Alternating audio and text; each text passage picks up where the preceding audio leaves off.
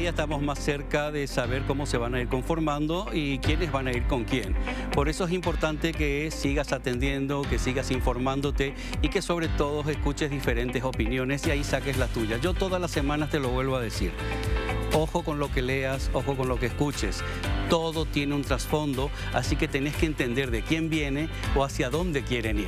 Por eso es importante que no tomes a la primera la información, y eso que yo me dedico a la información, pero es muy importante que lo mires de una manera objetiva y no subjetiva, que es muchas veces lo que hacemos algunos que informamos. Así que yo mismo me pongo la lista, tené cuidado, informate y lee en profundidad.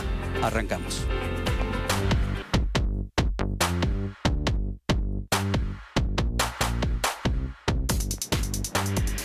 Bueno, ya estamos arrancando el salón. Hoy tenemos de invitado al presidente de la Justicia Electoral, don Jaime Bestar. Buenas tardes, buenas noches, don Jaime. Buenas noches, Luis. Un gusto estar contigo, con tu audiencia y poder compartir un momento en que se pueden aclarar algunas cosas, explicar también nosotros como institución dónde estamos parados y lo que debe esperar la ciudadanía para los procesos electorales que se vienen. Las dos etapas fundamentales, las internas de diciembre y las generales del 30 de abril del 2023. Don Jaime, te voy a llamar si no te Sí, importa. por supuesto, claro. ¿Vos sabés que en estos últimos años he ido descubriendo, y está mal a lo mejor que lo diga, pero es una realidad, siempre soy sincero, la importancia de la justicia electoral y lo desconocida que es para muchos ciudadanos en todo lo que abarca la justicia electoral, todo lo que abarca la responsabilidad de los que están dentro de la justicia electoral, y que no solamente, también fui descubriendo con el tiempo, no solamente están para determinadas elecciones, sino que hay un trabajo continuo. Así es, Luis, así es. Si pudiéramos empezar describiendo lo que es la justicia... ¿Cómo no? Con mucho gusto, y es correcto hacerlo porque a veces no se comprende toda la trascendencia que tiene la institución que fue creada en la Constitución del 92 que nos rige. Y haciéndote un rápido pantallazo de lo que ocurrió en Latinoamérica en general, es que todos los países latinoamericanos sufrían una transformación de sistemas muy centralizados, muy autoritarios, hacia una paulatina apertura democrática. En ese orden de cosas fueron acompañando también los nuevos órganos electorales que se fueron creando con un criterio de independencia de los demás poderes. Son hoy día en casi toda Latinoamérica son órganos extrapoder, fuera de los tres poderes clásicos, el poder ejecutivo, el legislativo y el judicial. Se fueron potenciando esos órganos con el objetivo de garantizar la mayor transparencia y la mayor independencia en todos los procesos electorales. Naturalmente después se le fueron dando muchas otras atribuciones. Nosotros tenemos una ley orgánica que nos faculta también el ejercicio de una cantidad de atribuciones, así como el Código Electoral, y entonces intervenimos también en las elecciones de organizaciones intermedias y también tenemos como meta principal de la institución la formación cívica de los ciudadanos. Tenemos un instituto de formación política de mujeres que está dando muy buenos resultados y ahora vamos a entrar también desde el próximo mes en un nuevo instituto de formación política general con profesores de alto nivel académico en el Paraguay, inclusive de Europa. Vamos a tener invitados políticos prestigiosos que van a venir a dar charlas. Mucho trabajo, mucho que hacer. Hace muy poquito hubo unos cambios importantísimos, ¿verdad?, en cuanto a los miembros. ¿Cómo fue la elección? ¿Fue difícil? ¿Cómo se vivió desde Bueno, es un proceso que tiene su tiempo y tiene siempre sus dificultades. Es exactamente igual que la designación de los ministros de la Corte, es decir, se llama concurso, hay una selección que hace el Consejo de la Magistratura que tiene que determinar las ternas. En este caso eran 2 ternas porque había 2 vacancias de 2 ministros y luego elige el Senado con un acuerdo final o no del presidente de la República. Eso concluyó satisfactoriamente y hoy tenemos un Tribunal Superior plenamente integrado con la presencia de los doctores Rosell y Jorge Bogarín, que estamos trabajando armónicamente, estamos avanzando y se están ellos informando en detalle de todo lo que hay que hacer y estamos en pleno proceso electoral, así que la designación también fue oportuna y por suerte se hizo en el momento preciso. Una consulta a nivel general, porque comenzaba diciendo yo que hay que tener mucho cuidado de lo que uno, cómo interpreta uno, Sí. las cosas o lo que escucha, porque también ayer publicaba, yo soy responsable de lo que digo, pero no de lo que los demás entienden, de lo que uno dice. Sí. Pero se habló mucho de la importancia de quién selecciona, si hay un grupo detrás, si no hay un grupo detrás, a la hora de tomar decisiones, no tomar decisiones. Se baraja y se habla mucho de eso, presidente, también, a la hora de quién integra, quiénes son los ministros, quiénes integran. ¿Hasta dónde puede llegar a afectar de verdad quién designa, o sea, quién los pide? ¿Existe eso, ministro? No sé si me interpretaste lo que te quiero decir porque di muchas vueltas, pero... Creo que se refiere la pregunta un poco a lo que se denomina habitualmente el cuoteo político. Sí, un poco por ahí pasa la pregunta, sí. ¿verdad? La Constitución tiene un mecanismo establecido que, como dije, es similar o idéntico al de la Corte Suprema de Justicia. En el caso de la justicia electoral hay un condimento importante que es el equilibrio y el control recíproco, que es un elemento que se debe tener en cuenta siempre, porque así nació la justicia electoral y así funciona eficientemente en muchos países de nuestra región y de Latinoamérica con un criterio de imparcialidad.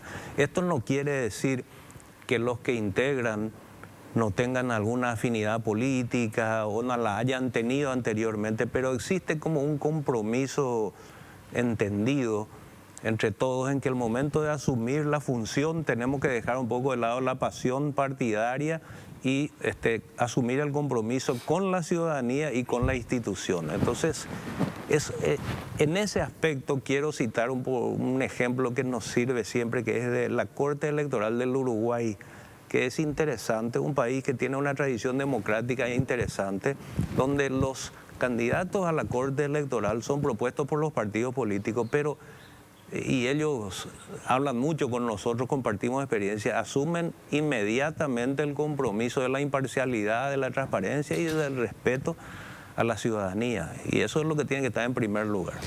Sí, vos sabés que una de las cosas que yo a nivel personal, no de la justicia, porque cada vez la voy conociendo un poquito más de la justicia electoral, pero sí a otros niveles en el Congreso Nacional, a veces me cuestiono que si una vez que están los diputados, los senadores o los presidentes del Congreso se dan cuenta que están para la población en general y no para su partido, Sí, ¿verdad? sí. Que muchas veces suele ocurrir eso que uno dice a la pucha, ¿en quién están pensando? ¿En el beneficio de su partido o de la población en general? Sin duda, claro que sí. En el caso del Parlamento también hay aristas y ciertas peculiaridades, porque en el Congreso, en ambas cámaras del Congreso, es donde más se desata la pasión y además un sentido muy fuerte de pertenencia a determinada fuerza política y de respuesta también a aquel sector del electorado que les ha apoyado para que lleguen ahí.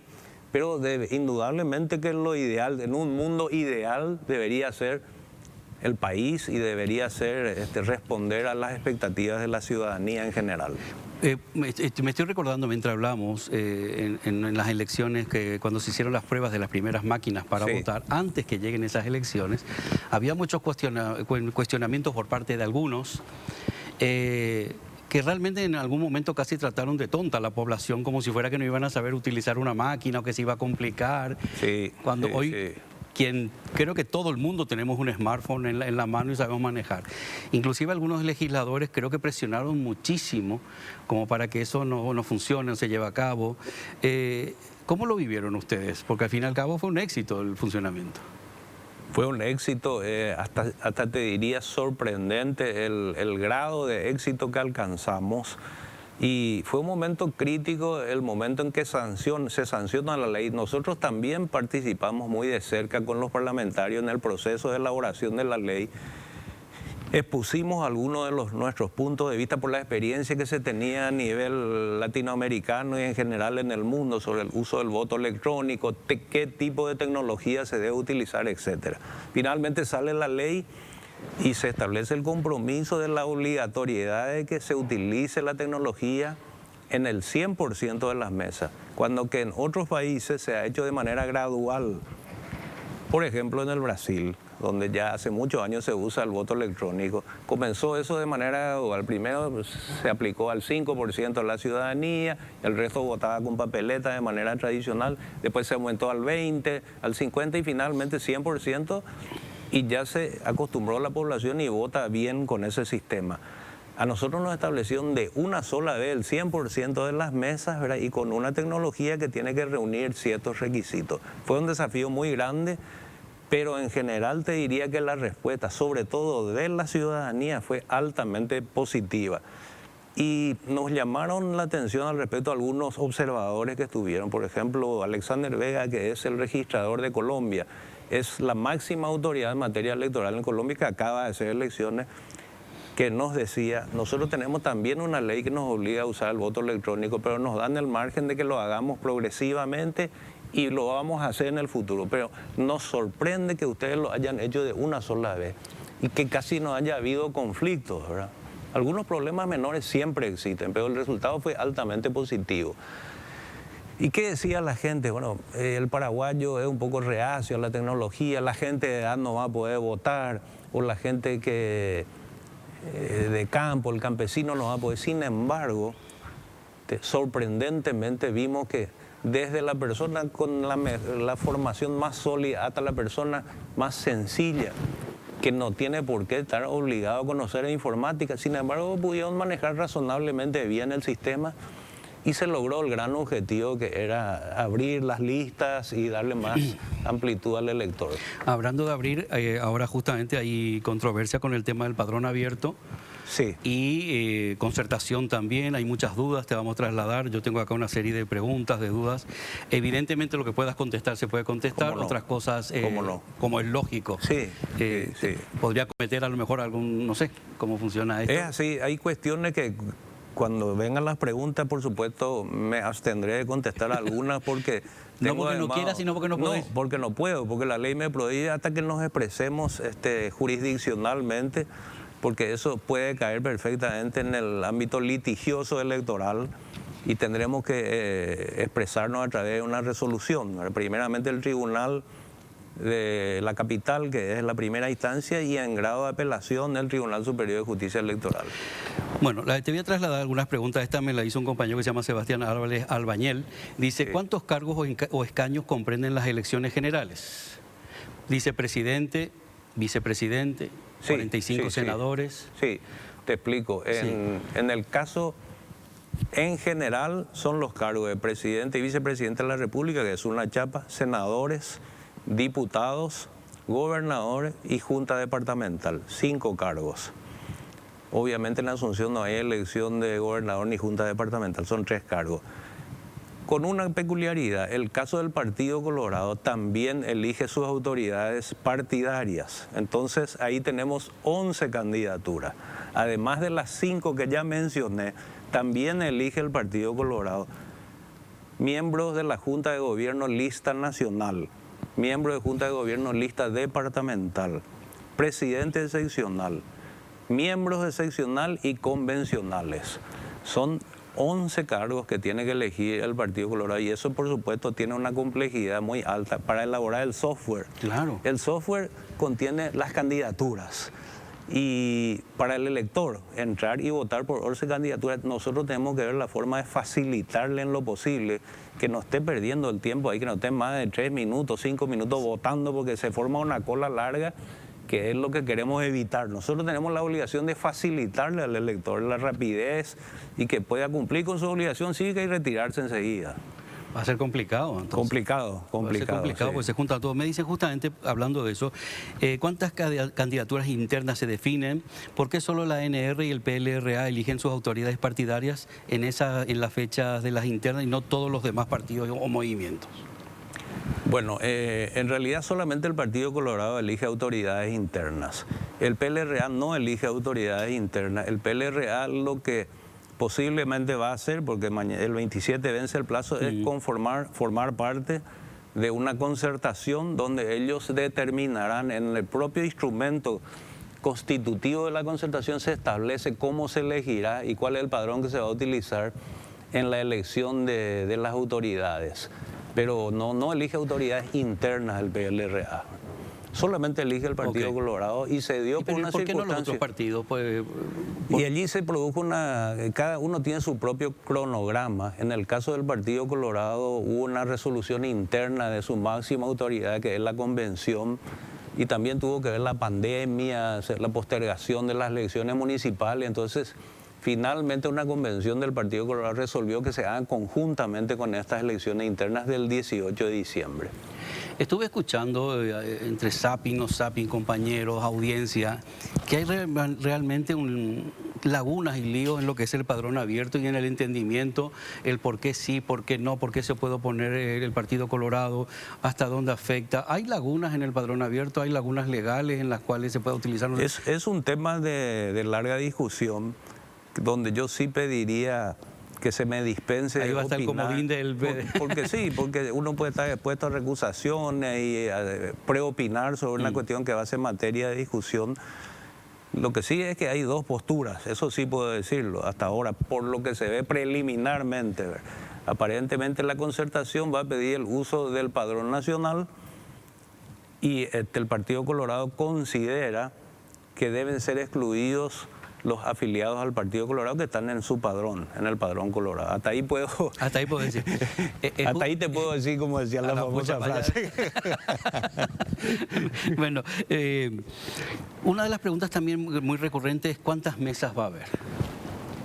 A ver, tenemos previsto, el electorado total va a llegar casi a 5 millones. Casi a 5 millones de paraguayos van a estar habilitados a votar el 30 de abril.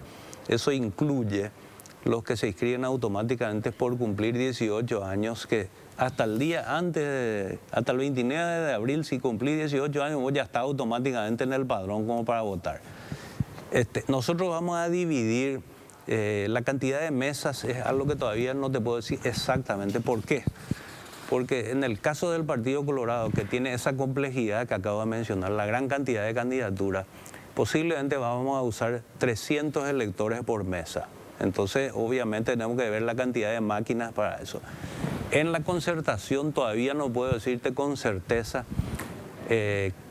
cuántos electores por mesa se van a establecer, y lo que sí puedo decirte es que nosotros vamos a disponer de 22.000 máquinas. Ese es el contrato de arrendamiento que tenemos con la empresa que ganó la licitación, a diferencia de las municipales donde tuvimos 15.000 máquinas. Soy más específico, 22.000 máquinas más una cierta cantidad para contingencia. Siempre hay que prever la posibilidad de que alguna máquina tenga un desperfecto. Fueron mínimos la vez pasada y creo que va a ser así también, pero siempre hay que tener, puede caerse la máquina, puede romperse la pantalla o puede tener algún desperfecto, se sustituye sin ningún problema porque la máquina no graba ninguna información, entonces cambia por otra máquina y sigue funcionando el sistema perfectamente, ¿verdad? Don Jaime, bueno, eso lo tengo claro. Vamos a ir venir en algunos temas. Sí, por supuesto. No es una alianza, es una concertación. Sí. Con la diferencia que muchas veces lo reclamamos, pero es bueno siempre repetirlo, que la alianza termina el día de las elecciones y la concertación continúa. En el supuesto que la concertación salga elegida, ¿tendrá que hacer un acompañamiento continuo la justicia electoral para que se cumpla? ¿O cómo funciona en ese caso?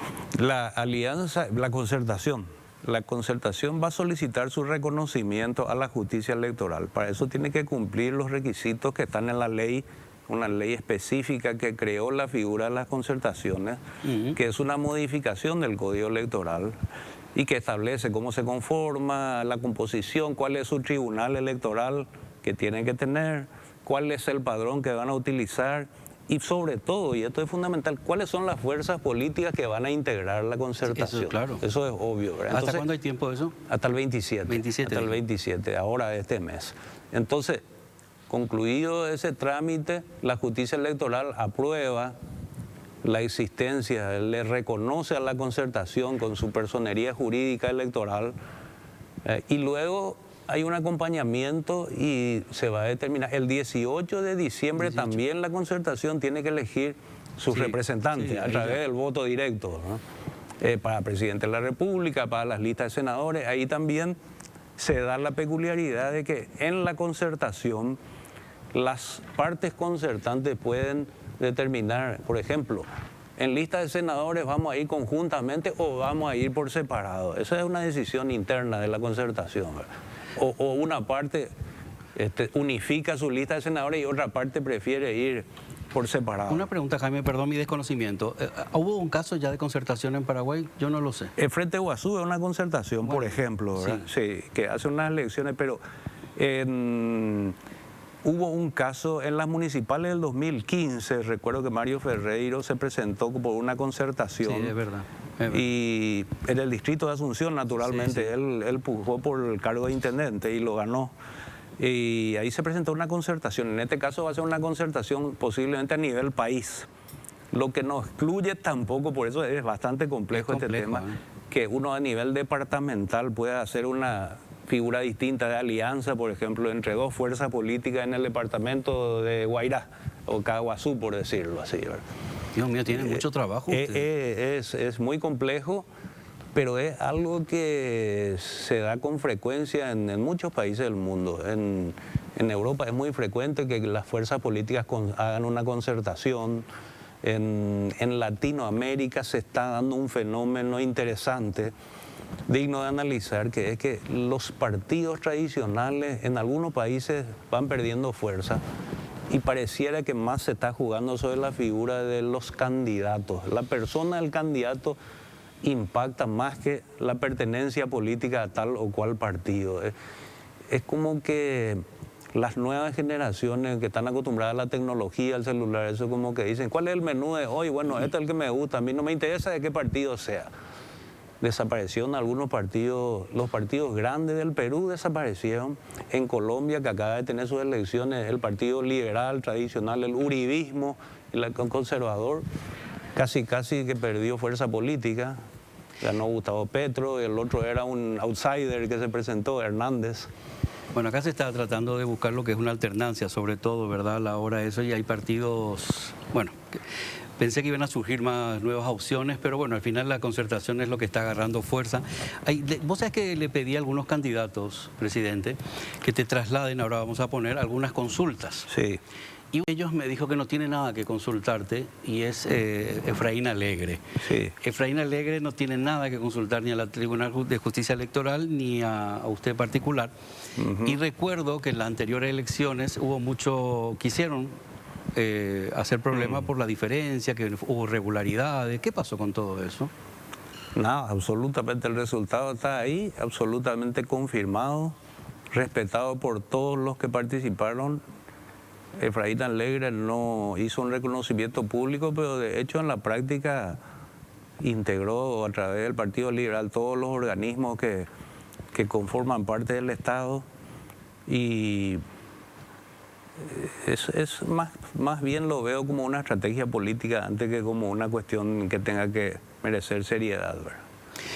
¿Es normal o acostumbra ser normal que los candidatos te visiten, presidente, como para consultar, sí, ¿verdad? Lo normal. Sí, no solamente para consultar, sino para interiorizarse cómo va la marcha del proceso electoral. Yo le recibo a todo, absolutamente. ¿Efraín fue alguna vez? Sí, claro, varias veces. Fernando Lugo me visitó varias veces, todos los senadores del Frente Guazú y de los dos partidos principales, por supuesto, claro que sí me visitan. Y yo tengo la obligación de recibirles. Por supuesto que sí, ¿verdad? Y no sé si calificarlo como ir a consultar, sino que un poco a también manifestar cuáles son sus posturas, si tienen algún reclamo, algo que no les queda claro. Por supuesto, nosotros estamos obligados a dar las respuestas. Así que en ese sentido trabajamos en la justicia electoral. Bueno, ahora seguimos hablando porque al final me emocioné, no me di cuenta del tiempo. Vamos a un corte y ahora seguimos. Ahora volvemos. Bueno, dentro de la justicia es como una especie de mini mundo, que existen un montón de direcciones, Sí. Y una de ellas, me consulta acá también nuestro compañero Sebastián Albanel, dice, el Tribunal Superior de Justicia tiene una dirección de partidos y movimientos políticos que fue creada para acompañar a las diferentes nucleaciones políticas, dice. ¿No se supone que ellos deberían ayudar a que no haya tanta confusión como está habiendo en algunos campos, padrón, no padrón, quién pertenece, quién va a estar en la concertación pero no está admitido? Sí, bueno, efectivamente existe una dirección de partidos políticos que tiene la obligación de asesorarle a todas las fuerzas políticas sobre su funcionamiento, sobre cómo constituirse las fuerzas políticas y cómo adquirir la personería jurídica, es decir, que puedan participar con validez jurídica. Lo que no es lo mismo que decir la cuestión jurisdiccional. La ayuda que se pueda presentar y el asesoramiento que haga esa dirección obviamente no conlleva siempre la desaparición de los conflictos, porque hay que entender bien que dentro de un acuerdo macro como el que se está haciendo en la concertación hay diversas visiones, hay diversas perspectivas de cada una de las fuerzas que están negociando. Y eso no es algo que puede manejar la dirección de partidos políticos, no está dentro de su competencia. Puede sugerir y decirle, miren, ustedes para hacer una concertación deben llenar estos requisitos. Esto es lo que dice el Código Electoral, esto es lo que dice la ley específica que se refiere a las concertaciones. Eso sí puede hacerlo y debe hacer la dirección de partidos políticos. Ahora bien, si se genera un conflicto dentro de la concertación o de la concertación con otras fuerzas políticas, ya llega a una instancia jurisdiccional que se resuelve como cualquier litigio con sentencias judiciales, en este caso electorales. ¿Sí? Yo personalmente, como un común que soy, Sí. no termino de entender lo del padrón abierto y que haya cuestionamiento. Ya sé que hay cosas que ya dijimos que no podés. No termino de entender. Me huele más bien a miedo por parte de un partido a que si alguien vota por ello ya no puede volver a votar en otro lado. Es así, ¿verdad? Si hablamos de la parte legal, Sí, si alguien sí. de un determinado partido en el padrón abierto vota por la concertación, ya está inhabilitado. Yo solamente voy a decir esto y por eso lo que pueda decir nomás, por favor. Pido la comprensión Sí. de que no puedo explayarme, pero yo creo que son dos modelos de ver la estructura electoral del país. En un caso se habla de que en las internas partidarias, y así pareciera estar integrado, conformado el Código Electoral, pueden participar solamente los afiliados y con pertenencia declarada a una fuerza política, son los afiliados. El otro grupo, la concertación, sostiene, no, se puede usar el Padrón Nacional porque es un instrumento público. Entonces, aquí entran en juego dos modelos. En las internas o se respeta la pertenencia partidaria y luego en las generales sí podemos votar todos los ciudadanos paraguayos, o en las internas también pueden votar, cualquier ciudadano paraguayo puede votar en la interna de cualquier partido. ¿Y por qué hago esta comparación? Porque es interesante el modelo que se aplica en la Argentina, que me despertó mucho mi curiosidad, que es las PASO, primarias, Sí. abiertas, simultáneas y obligatorias. Sí, sí. ¿Cuál es la diferencia fundamental? Esas son primarias abiertas. En el Paraguay no existen primarias abiertas, sino primarias cerradas, simultáneas, obligatorias. ¿Cómo se vota en la Argentina? El día de las elecciones, el órgano electoral, no los partidos políticos, organiza una elección que es exactamente igual a las generales. Pero entonces el ciudadano va y vota con el Padrón Nacional en la interna que le interesa. Va y vota, toma una opción y dice, yo voy a votar en la interna al justicialismo. Y se va y vota en la interna y se va a su casa. Y ahí salen las autoridades, los candidatos de la fuerza política que van a competir finalmente en las generales. Es otro modelo, es un modelo diferente. Hablando de ser otro modelo, te voy a trasladar esto y ya cambiamos de tema. Dice, todos los partidos tradicionales como la concertación han dicho que lo resuelva el Tribunal Superior de Justicia. Sí. Leyendo la ley que regula la figura de la concertación, dice Sebastián, el texto es claro al decir que deberán elaborar su padrón y determinar su contenido. No contempla la posibilidad de utilizar un padrón que no sea el suyo. Se sobreentiende es de los miembros que componen la concertación. El derecho público, al contrario de derecho privado, lo que está expresamente permitido está prohibido. La ley habla literalmente de la elaboración y la ley habla literalmente de elaboración, no da la posibilidad de utilización de uno preexistente. Bueno, y en todo caso, ahí sí ya, yo te digo una cosa, espera, termino Luis. esta pregunta. Dice, y en todo caso debería regir el principio de igualdad. Dice, ¿por qué nuestro sistema electoral no es justo y claro, estableciendo igualdad de condiciones para la misma competencia? Las reglas se rigen para unos que rigen y para otros no. Como tribunal, ¿no tiene pensado usted como presidente a lo mejor proponer alguna reforma, algún cambio? Te pregunta Sebastián. En cuanto a la primera parte, Sí. te digo que me abstengo de responder porque esto se va a definir en los próximos días y lo tendremos que hacer a través de nuestras resoluciones. ¿Entendés que es recurrente la consulta? No, por supuesto, no. Y desde luego yo respeto que no puedas. Y sabía que de luego esta pregunta iban a estar flotando porque es la inquietud y es lo que le preocupa a las fuerzas políticas, pero... pido disculpas, pero sí, no, tiene que ser así, ¿verdad? Claro que sí, que hay cosas interesantes que se pueden analizar después de la conclusión de este proceso electoral del 30 de abril del año que viene. Se pueden analizar muchos modelos y se pueden hacer sugerencias interesantes para modificar el Código Electoral y la Ley de Concertaciones. Claro que sí, ahí tenemos algunas cosas en el tintero. Yo, por ejemplo, cité el caso de las PASO en la Argentina porque es un caso interesante. Sí, es muy interesante. Muy interesante. Es más, le pregunté en una larga charla que tuve con el presidente de la Cámara Nacional Electoral en la Argentina, que es el máximo órgano electoral, con la Dirección Nacional Electoral. Le dije, ¿cómo funcionan las PASO? Y ¿qué rol tienen los tribunales, los partidos políticos? Y me dice el doctor Santiago Corcuera, que en ese momento me dice, acá los partidos políticos tienen su propio tribunal, pero no intervienen ya en las PASO. Ellos solamente participan en la elección de autoridades partidarias, la autoridad interna de cada partido. Después en este proceso las PASO ya no intervienen, es el órgano electoral, el Estado a través de su órgano electoral el que administra las PASO y las elecciones generales. Y ese día se va el ciudadano y vota en la mesa que está determinada, pero vota en la interna del partido que él quiere. Entonces le pregunto, no se da el fenómeno de que, por ejemplo, un justicialista agarra y va y vota en la interna del radicalismo para embromarle a tal o cual candidato, claro, se ponen de acuerdo y me dice, curiosamente, y de manera estadística lo tenemos comprobado, no ocurre eso. Generalmente el justicialista va y vota en la interna de su partido y el radical o de cualquier otra fuerza política en la Argentina vota en la interna de su partido. Es muy raro que no lo haga, que se salga de ese esquema, ¿verdad? Bueno, a ellos aparentemente les está funcionando. Es cuestión de... Hay muchos modelos. Bueno, es muy dinámico el tema electoral. Es cuestión de días ya también para que avancemos y sepamos muchas cosas. Claro que sí. También una consulta mía particular. Ha habido mucha polémica también para mi punto de vista con el voto de los que están fuera, de los que están en el extranjero. Sí. ¿No hay una forma de que sea más fácil votar? ¿O cómo se puede controlar? Yo sé que es difícil, ¿verdad? Pero... hay una complejidad importante, sobre todo el momento de la tecnología, que como sabemos, el desbloqueo de las listas es imposible aplicar si no se usa la tecnología. Además, la ley nos impone el uso de la tecnología.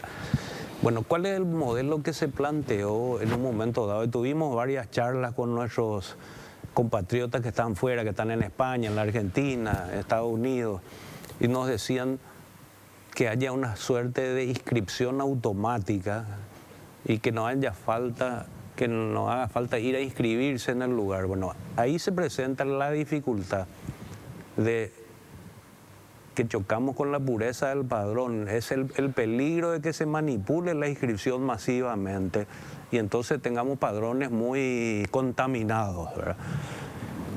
Por eso es que la inscripción, nosotros durante mucho tiempo, pues, como Justicia Electoral, enviábamos comitivas que se iban y se instalaban en los países. Fuimos criticados por los costos, porque eso implica un derroche de dinero. Claro. Se hizo en muchos lugares y no tuvo los resultados esperados, porque la gente, hay que comprender también, vos viviste muchos años en España, que la gente en cierto modo también se desarraiga o tiene ciertos temores. Y había pocos votos, y había pocos votos, pero sí se puede mejorar. Ahora tenemos un sistema de inscripción por internet que permite inscribirte previa audiencia, donde vos justificás que sos la persona que se está queriendo inscribir. Claro, es que ahora... Porque si no es presencial, el peligro, Luis, es que caiga en manos de un operador político, por ejemplo. Vamos a suponer provincia de Buenos Aires, donde está la mayor colectividad de paraguayos fuera del Paraguay, ¿verdad?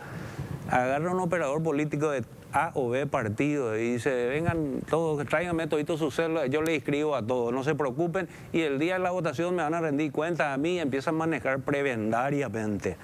Ese es el peligro, que tengamos un padrón contaminado y no transparente. Es difícil controlarlo acá, que están comprando cédula.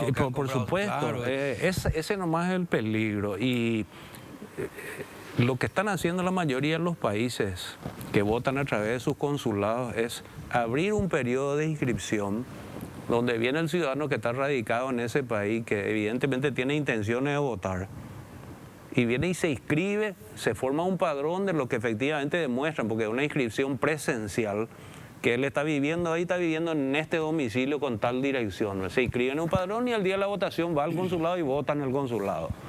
Así lo hacen todos los que votan acá también, Colombia, Perú, Chile, cuando hay elecciones se van y votan en el consulado. Bueno, ojalá, porque hay demasiado. Yo en la radio recibo muchísimos pedidos de España y de otros países. Queremos votar. Bueno, te traslado la consulta de la precandidata, a la presidencia, Katia González. El Tribunal Superior de Justicia Electoral es un órgano muy importante en la trazabilidad del dinero utilizado en las campañas electorales.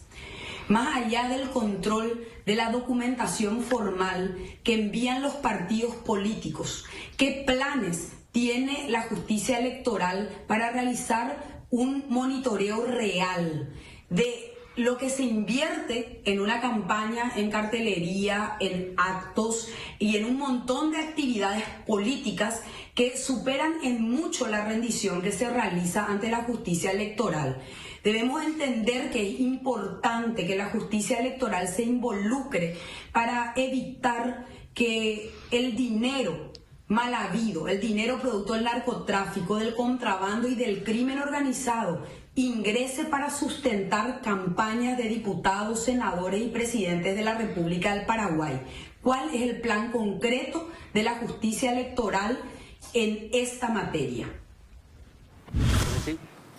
Sí, me parece oportunísima la pregunta de la diputada Katia González, hoy candidata también. Ella con otros diputados hizo una visita reciente a la justicia electoral y estuvo visitando específicamente la Dirección de Control de Financiamiento Político, que es nueva y que es una consecuencia de la ley nueva del control de financiamiento político. Falta mucho por hacer. El plan concreto que tenemos, porque ella pregunta qué plan concreto tiene la justicia electoral, es fortalecer el vínculo entre la Dirección del Control de Financiamiento de la Justicia Electoral y CEPRELAD, Contraloría y Fiscalía. La ley prevé de luego ese vínculo.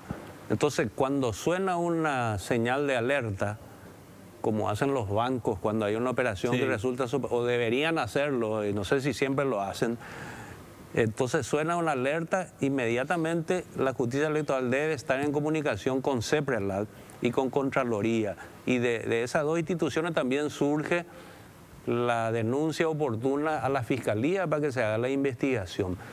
Eso se puede lograr con un riguroso control de las declaraciones juradas, por un lado, que se hacen antes de comenzar las elecciones, donde el candidato debe manifestar qué bienes va a utilizar estimativamente. Una declaración jurada donde dice, yo estimo que voy a gastar 300 millones de guaraníes en esta campaña. Al terminar la elección dice, efectivamente gasté 250 y esta es mi rendición de cuenta, ¿en qué gasté? Eso no es suficiente, eso es una parte del problema, ¿verdad? Porque la parte, sabemos todo que en política, como en muchas cosas en la vida, la plata fluye en efectivo, en bolsa. Claro, no sé, porque aparte el financiamiento político creo que ustedes tienen desde que se autoriza la campaña, no de lo que está pasando ahora, por ejemplo. Así mismo. Ese es un tema que queda fuera, lamentablemente. Pero yo quiero, por eso quiero concentrarme puntualmente en lo que preguntó Katia, que qué plan concreto tiene, fortalecer para ese vínculo y que esa señal de alarma implique la inmediata vinculación. De hecho, hemos trabajado ya bastante con CEPRELAD y también con la Contraloría en el sentido de que sea online ese contacto. Sí, que sea más rápido. Que sea online. No quiero ser fantasioso y decir que vamos a resolver todos los problemas porque tengo la experiencia de haber visitado países como México y Colombia. México es un país que tiene una inversión gigantesca en materia de control de financiamiento político. Sin embargo, el problema no se puede resolver. No, es que el poder del narco, el dinero en la política es inatajable. El financiamiento que ponen para distraer y poder llegar es tremendo. Claro. Otro precandidato, Sebastián Villarejo, también te traslada una consulta. Bueno, hola a toda la audiencia, hola Luis, hola doctor Bestar. Yo creo que se viene un momento histórico, que es la primera vez que en la historia del Paraguay habrá una concertación nacional para presidente y vicepresidente de la República. En ese sentido es voluntad nuestra, al margen de lo que pueda ocurrir en el ambiente jurisdiccional, que esto sea padrón abierto. Si se resuelve como creemos que es correcto y constitucional, ¿cómo está preparado el Tribunal Superior de Justicia Electoral para afrontar esta interna, tanto de la ANR como de la Concertación Nacional, para de esa manera permitir que la mayor cantidad de paraguayos pueda formar parte de este proceso histórico? ¿Cómo se están preparando con las máquinas, con las cantidades, cálculos de personas por local de votación y por mesa, de tal forma que estemos correctamente preparados? Un saludo también para el diputado Sebastián Villarejo, que suele trabajar en buena relación con la justicia electoral y ha sido uno de los que impulsaron en mayor medida la nueva ley del financiamiento político. Y debo decirle a Sebastián que efectivamente el tema de la utilización del padrón se va a dilucidar en pocos días más, con una resolución, seguramente una resolución jurisdiccional del Tribunal Superior, primeramente de la instancia que corresponde, que es el Tribunal Electoral de la Capital, y luego el Tribunal Superior de Justicia Electoral. La preparación, sobre todo en la logística que le preocupa a Sebastián Villarejo, está bien. Tenemos previsto poder hacer correctamente, con la cantidad de máquinas que tenemos, hacer una elección que garantice la transparencia y sobre todo que el ciudadano sienta que su voluntad se ha expresado y se ha plasmado en los resultados. Así que yo creo que es oportuno que haya tranquilidad entre todas las partes que participan en el proceso político, de que está la tecnología y está la logística adecuada para eso. Vamos al siguiente, vamos a Payo Cubas. Al doctor Vestar le pregunto, ¿qué cantidad de mesas de votación estima él que habrán en el 2023 y con cuántos sufragantes cada una? Sí, un saludo también a Payo Cubas. Voy a tratar de resumir, porque en realidad disponemos en la justicia electoral de 22.000 máquinas más un número de aproximadamente 600 máquinas de contingencia. Entonces estamos diseñando la distribución de las máquinas de manera que al ciudadano le sea rápido el proceso y le sea fácil de desarrollarlo y no pierda demasiado tiempo. Hay una complejidad especial dentro del Partido Colorado que ya explicamos antes, que tiene que elegir además autoridades. Eso en el Partido Colorado casi con certeza 300 electores por mesa. En la concertación estamos para definir la cantidad exacta de electores por mesa, porque todavía no sabemos exactamente cómo va a quedar conformada esa concertación. Por eso hablaba yo antes de que en algunos casos se acordará una lista única de senadores, en otros casos cada uno va a ir por separado. Varía mucho eso. Estamos trabajando para que garanticemos que el ciudadano pueda ir y votar rápido. Yo estimo que va a ser por lo menos 300 electores por mesa. Puede ocurrir que si hay una concertación donde se estima que la participación no va a ser tan alta, entonces a lo mejor podemos aumentar la cantidad de electores por mesa para que nos falten máquinas. Podría ser votar 400 o 500 electores por mesa, ¿verdad? Vamos a ver. Depende, es un tema que todavía falta definir exactamente, pero yo le quiero transmitir a Payo Cuba la tranquilidad de que se va a respetar absolutamente el derecho de todas las fuerzas políticas para que puedan votar correctamente. Vamos, que al final hablamos muchísimo, se nos fue el tiempo. Vamos con Martín Burr, precandidato también.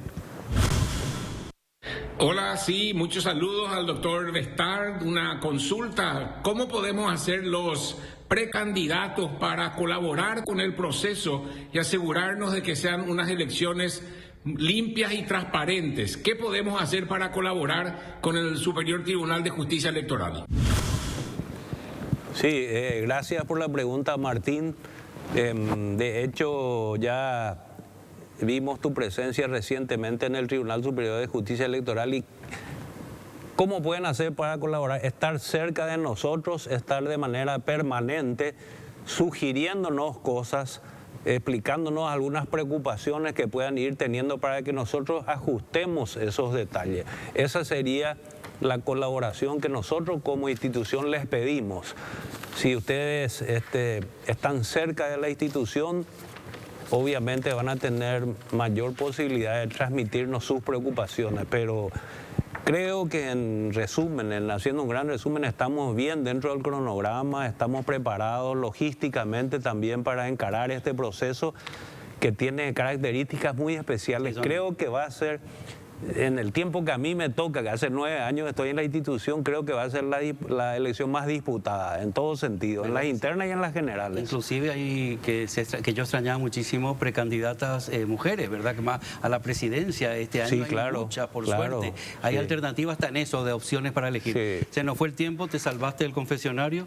Me salvé del confesionario, pero yo estaba esperando la parte más interesante. Te salvaste del confesionario, te iba a pedir un favor, si podés mirar a tu cámara, 30, 40 segundos, un minuto y decirle algo a la audiencia, y te agradezco tu visita. Bueno, esta oportunidad que me están dando, que me está dando Luis, de participar en este programa dinámico y más que nada contestando algunas inquietudes de los candidatos, da a la justicia electoral la posibilidad de transmitir información, de transmitirles también la tranquilidad de que estamos asumiendo el compromiso con absoluta responsabilidad y vamos a hacer que se respete la tradición que viene ya teniendo la institución de absoluto reflejo de la voluntad popular hasta el más mínimo detalle. Acá nuestra idea, como siempre digo en forma un poco exagerada, es que el que gana por un voto, gana por un voto. El que va a perder por un voto, que pierde por un voto, pierde por un voto. Aquí no hay ningún margen de error que nosotros podamos permitir. Ahora vamos a escuchar a Soledad Núñez, presidente. Hola doctor, mi pregunta es la siguiente. Los paraguayos y las paraguayas que estamos en el registro cívico permanente, ¿vamos a poder votar a las internas de la concertación el 18 de diciembre? Bueno, debo decirle a Soledad que le felicito primeramente, si me da el tiempo, por su decisión de participar activamente en política. Hemos trabajado muy bien con ella en un convenio que firmamos anteriormente con una iniciativa cívica que ella tuvo en las elecciones municipales. Yo le pido a Sole un poco de comprensión en cuanto a la utilización del padrón, porque es un tema jurisdiccional que se va a resolver en los próximos días de conformidad a la línea que sigue la propia concertación, cómo va a estar constituida la concertación, que tiene requisitos que cumplir y ya lo hace ahora el 27 de junio, la conformación, cuáles son las fuerzas políticas, cuál es el acuerdo de la forma en que van a elegir a su autoridad y el padrón que van a utilizar, la propuesta que hace la concertación y eventualmente acciones que se puedan plantear que vamos a tener que resolver en el Tribunal Superior de Justicia Electoral. Bueno, ya faltan muy pocos días. Claro que sí. Pero bueno, solo para aclarar. Gracias por su visita. Gracias a vos, Luis. Muchas gracias. Vamos a un corte, ahora volvemos. Bueno, ya se incorpora Alfonso y la verdad que Alfonso está con la justicia electoral, las elecciones que viene, agradecemos al presidente, pero se quedó planchado de tanta información que escuchó. ¿Te parece? ¿Vamos a seguir descansando? Vamos a un corte, ahora seguimos con ustedes. Bueno, esta semana estuvimos uno menos, así que les recuerdo que hay que cuidarse. José está enfermo, cuídense todos, hay que estar más atentos que nunca a la gripe y a todo, así que a cuidarse. Oye, quiero agradecer a Complo, que me viste siempre maravillosamente bien, y a ustedes por seguirnos y al equipo por hacer un lindo programa. Nos vemos el jueves que viene. Hasta luego.